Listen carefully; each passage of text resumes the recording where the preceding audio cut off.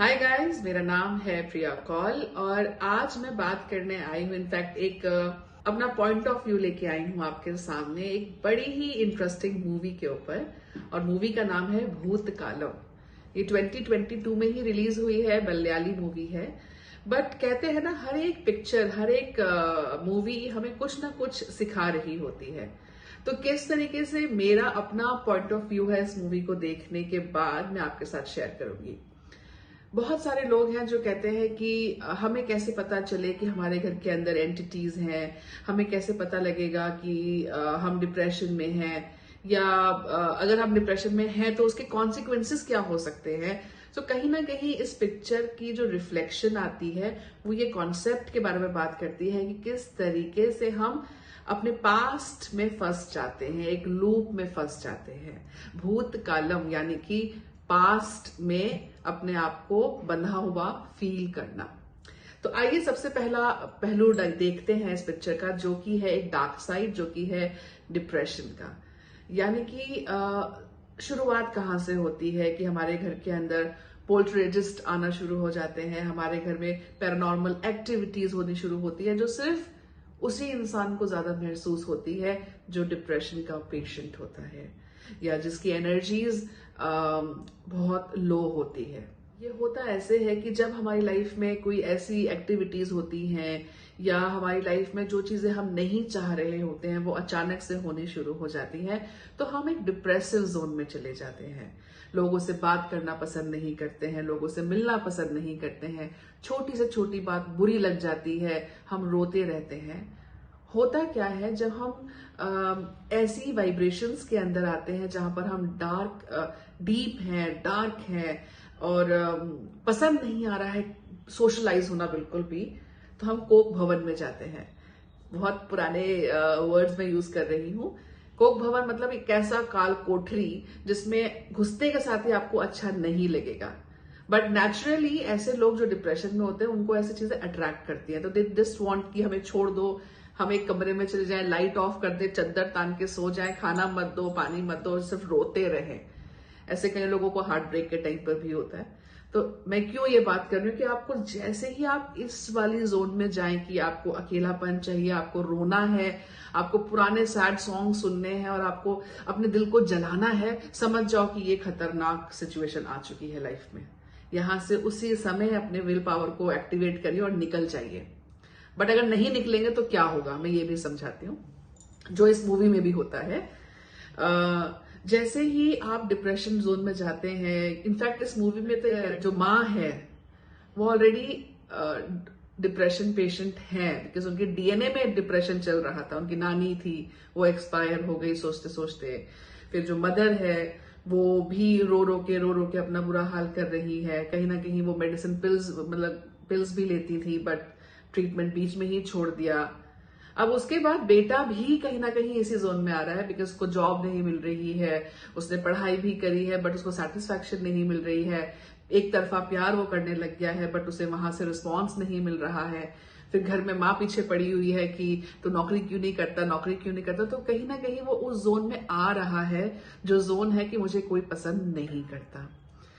Depression में हमें समझ में नहीं आ रहा होता, हम कभी कभी ऐसे भी एक्ट करना शुरू कर देते हैं जो कि जानलेवा हो सकता है, जैसे कि इस मूवी के अंदर, जहां उसकी माँ को ये लगा कि बेटे को कोई नहीं समझ रहा है या बेटे की तकलीफ को कोई नहीं समझ पा रहा है, पूरी दुनिया उसको पागल समझने लग गई है, वो काउंसलिंग के लिए नहीं जा रहा है।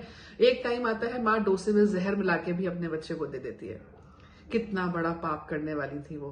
बट उसी समय जब वो बेटा सामने बैठा होता है और वो अपना रोना माँ के सामने रोता है कि मुझे ऐसा लगता है कि मुझे कोई भी नहीं समझता है माँ, I really need your help, तो उसी समय माँ उस डोंगे को फेंकती है, उस डोसे को फेंकती है और कहती है कि बेटा मैं बहुत बड़ी गलती करने वाली थी।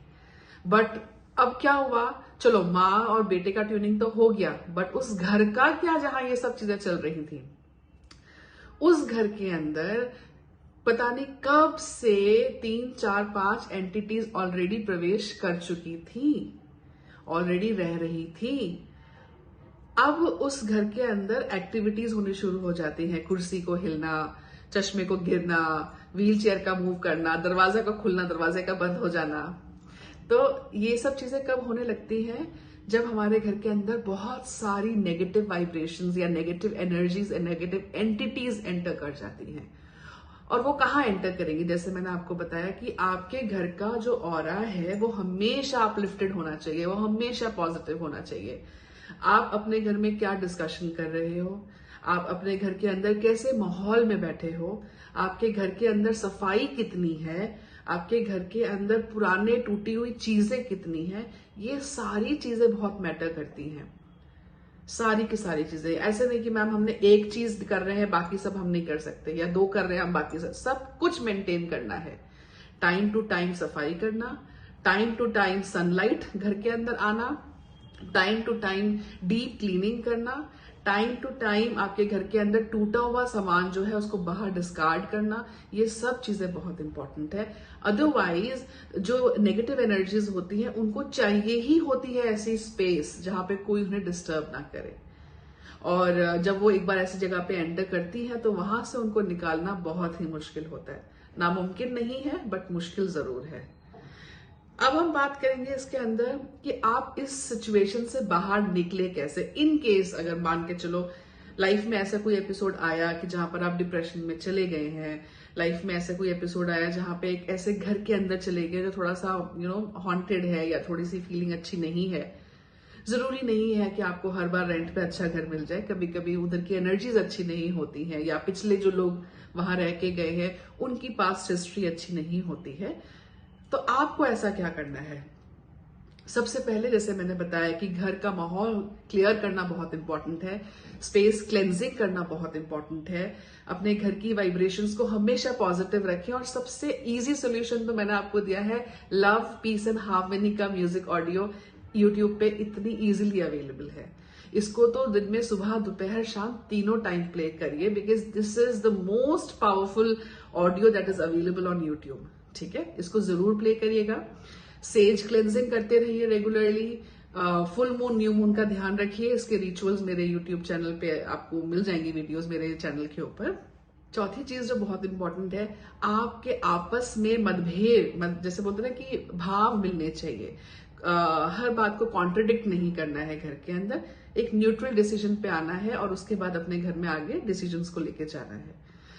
बहुत सारी मूवीज बहुत कुछ सिखाती हैं, बट भूतकालम लाइव प्रैक्टिकल एग्जाम्पल दिया है कि किस तरीके से डिप्रेशन में हो जाते जाते जाते जाते आप negative energies, negative entities, paranormal activities, इन सब चीजों को एक्सपीरियंस करते हैं।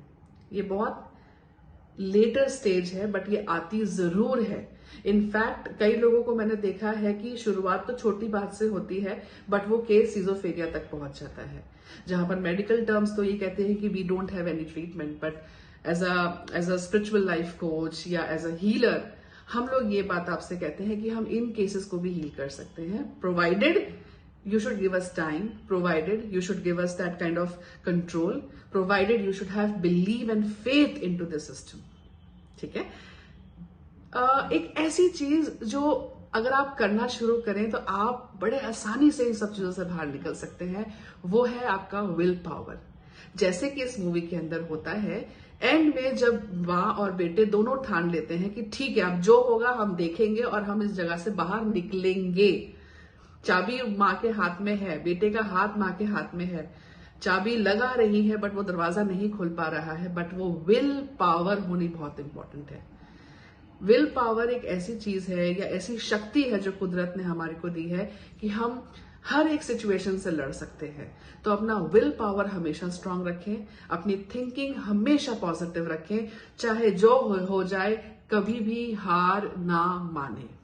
ठीक है, ये सारी चीजों को थोड़ा सा अगर आप ध्यान रखेंगे तो आप हर सिचुएशन से आगे जीत सकते हैं। भूतकालम अगर समझ में आए तो जरूर देखिएगा इस मूवी को, और अपना भी ओपिनियन आप मुझे जरूर शेयर करिएगा कमेंट सेक्शन के अंदर।